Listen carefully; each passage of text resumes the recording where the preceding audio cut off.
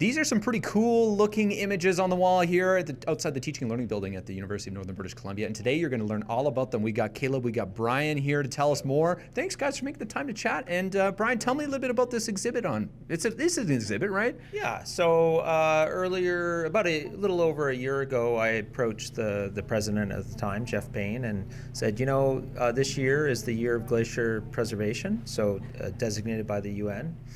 And so how do you feel about sort of collaborating on developing a visualization of the beauty of glaciers? And he said, great idea. So we continued through this, developed, and largely through the work with Caleb, came up with these amazing, beautiful images to celebrate glaciers. Not necessarily to talk about the science that we do, but more to celebrate the beauty of ice. I like it. Okay, so it all kind of starts right here with the guide and the image descriptions. Caleb, tell me about what the audience is looking at right now. Well, we have a context map that shows where all the glaciers in this gallery are located in the world.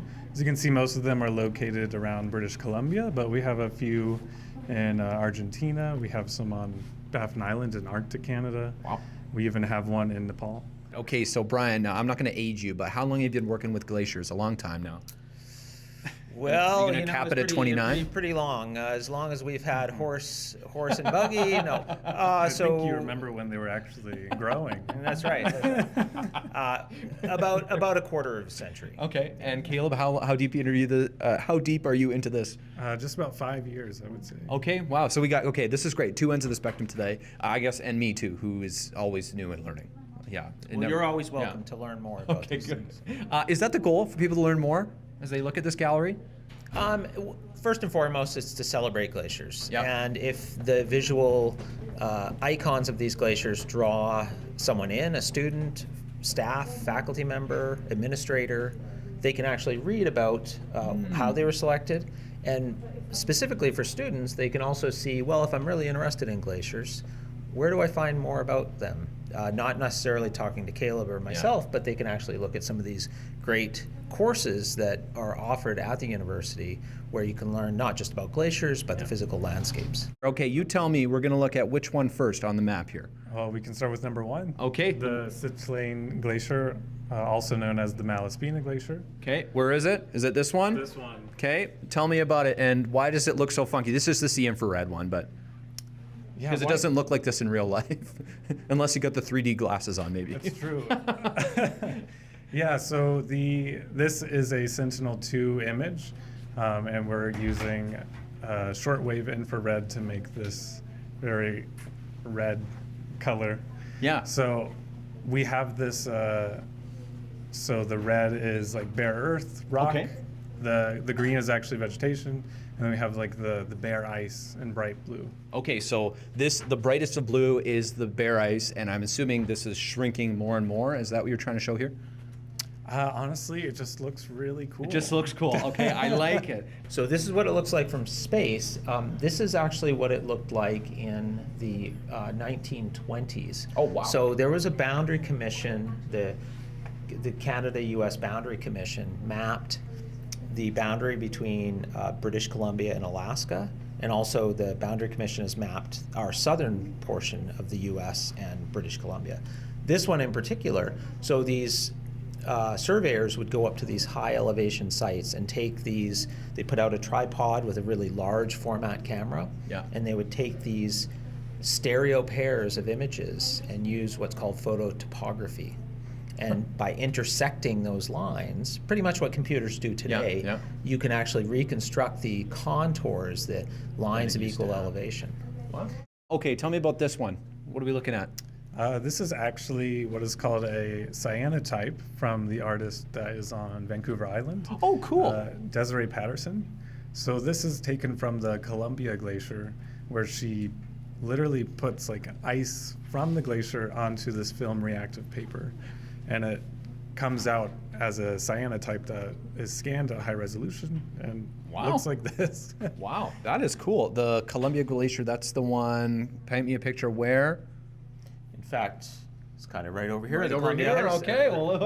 There's the Columbia Glacier, and then there's the Columbia ice field. Okay, this is what I'm at. Yeah, is it the same? No, the Columbia Glacier is in the Gulf of Alaska. Okay. And that is a huge, huge glacier that has undergone dramatic retreat. But when people in British Columbia hear the Columbia Glacier, they probably are thinking about the Columbia ice field. That's what I thought, yeah. So this is what this is. It's basically about, now it's on the order of what, 180 square kilometers or so of ice, maybe even a little smaller now, where you actually have Saskatchewan Glacier, you have the Athabasca Glacier with the visitor center, Okay, yeah. and then the Icefields Parkway, which you can see as this thin reddish line here. Cool. Okay, well, we're almost halfway through here. We'll let producer Zach take a break, and we'll keep going here to look at some more glaciers with some glacier guys here at UNBC. You guys are great so far. Thanks for this. Now we're looking at some glaciers melting on your screen. You can see some puddles, some water. I guess that is what happens to ice. It turns to water, unfortunately. Tell me about what the audience is looking at right now on their screens there, Brian. Yeah, so globally speaking, there are two primary ways that glaciers lose mass. And when I say mass, it's really, think of it as water, right? So two ways they lose water. One is by surface melting, and the other one by calving. And this is a great example of calving. So there are glaciers that reach the ocean. In this case, this is the Clean Glacier, melting and calving into a large standing body of water, so a large lake.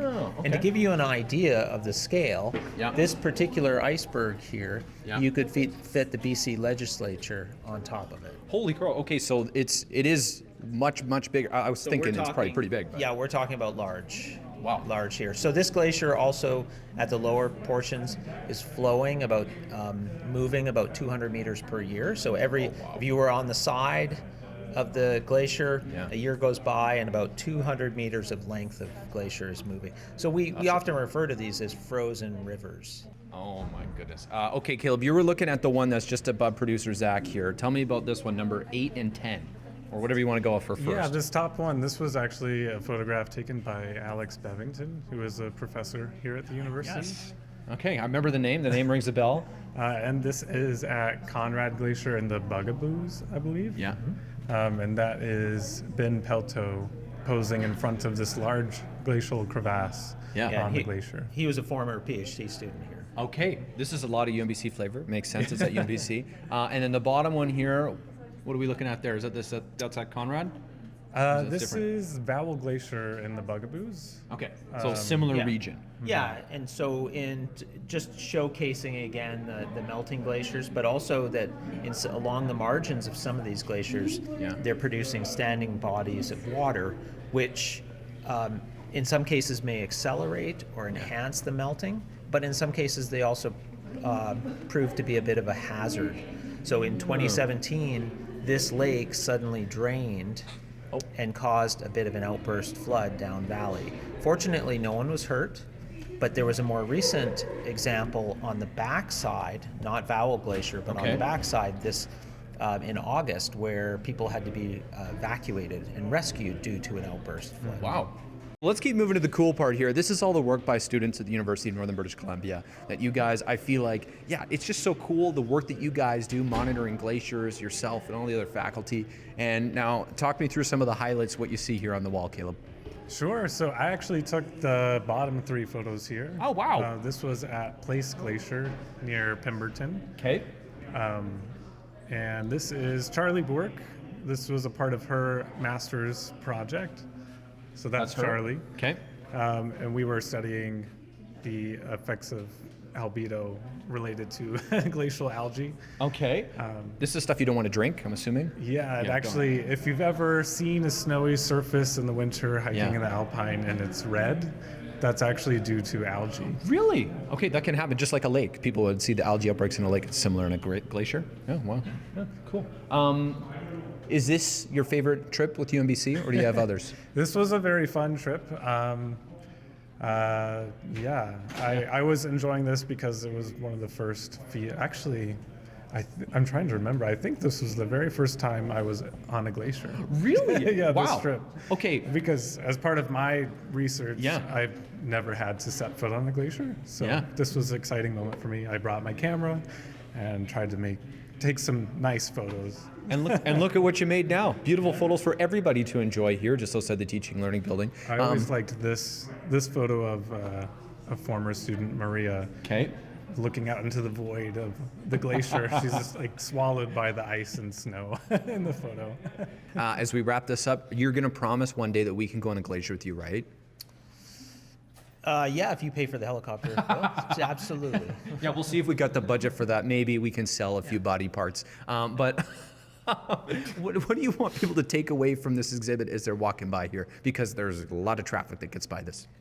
Well, I think the whole purpose of the display is to showcase that, one of the things that makes British Columbia beautiful, so cliche, beautiful BC, I would say is its ice-clad mountains. And so celebrate them, take them in, whether you can visit them or you can see them, such as a place like this.